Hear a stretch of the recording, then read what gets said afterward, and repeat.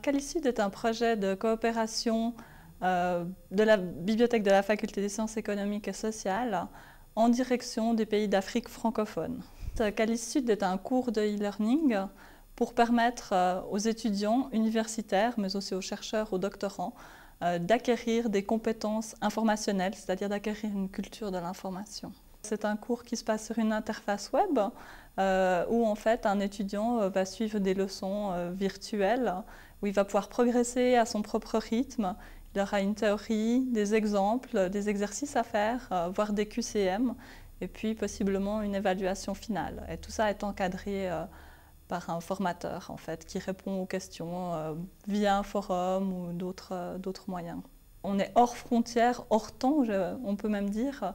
Donc depuis la Suisse ou depuis n'importe quel autre pays, vous pouvez encadrer des étudiants où qu'ils soient dans le monde. Il faut juste se coordonner un petit peu. C'est clair que si vous avez 12 heures de décalage, il faut se coordonner. C'est peut-être un peu plus difficile, mais l'avantage, c'est effectivement d'avoir un assistanat sans frontières. Un des objectifs, c'est vraiment de mettre en valeur tout ce que le web a comme ressources gratuites pour les étudiants, parce qu'elles ne sont pas toujours visibles, elles se trouvent parfois dans ce qu'on appelle le web invisible.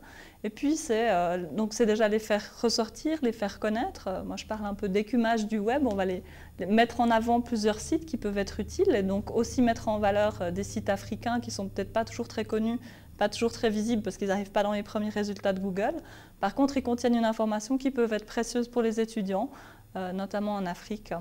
Et la deuxième chose, c'est que ces étudiants, on aimerait qu'ils acquièrent ce qu'on appelle une compétence informationnelle, c'est-à-dire, voilà, j'ai besoin d'une information, comment je fais, où je vais, comment je peux la trouver, comment je m'y prends.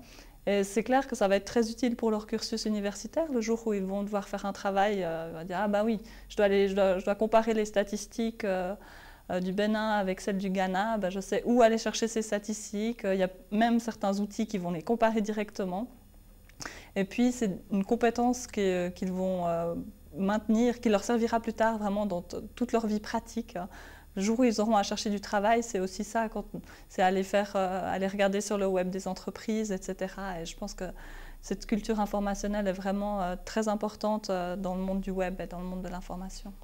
En Afrique, les bibliothèques sont très pauvres, c'est-à-dire que les documents, souvent, c'est quoi? C'est des documents qui sont envoyés par les pays du Nord, donc vous vous retrouvez avec des manuels de chimie qui datent d'il y a 30 ans, qui ne servent plus à grand-chose. Les étudiants sont aussi un petit peu démunis, donc c'est vrai que nous, on a rencontré des étudiants qui nous parlaient de leurs conditions d'études, et parfois, quand on doit absolument trouver une information dans un livre, on leur a demandé comment ils faisaient et puis ils nous disent, ben voilà, on va à la librairie, on regarde le chapitre qui nous intéresse, on essaye de mémoriser une ou deux phrases, on ressort, on l'écrit et si un groupe de 10 personnes fait ça, bon, vous n'avez peut-être pas un chapitre, mais disons, vous avez déjà de l'information. Alors qu'effectivement, si on leur donne un PC, on leur montre où et comment chercher, évidemment, tout ne sera pas parfait, mais il y aura déjà beaucoup d'informations qui pourront avoir et qui leur permettront de se mettre à niveau et de progresser aussi dans leur domaine d'études. Nous, notre cours n'est pas directement certifié. Il va plutôt donner des compétences à l'étudiant, l'aider pour ses études, pour ses travaux d'études et ses travaux de recherche. Par contre, après, ce sera aux universités de décider, voilà, est-ce qu'on veut rendre ce cours obligatoire, mais pas forcément avoir des crédits ou un examen ou quelque chose. Est-ce qu'on veut donner ce cours entièrement libre et puis finalement les étudiants qui seront intéressés iront? Ou est-ce qu'on veut, par exemple chez nous, on est en train de discuter avec la faculté pour avoir vraiment des crédits. Pour le moment, le cours est obligatoire, mais il n'y a pas de crédit.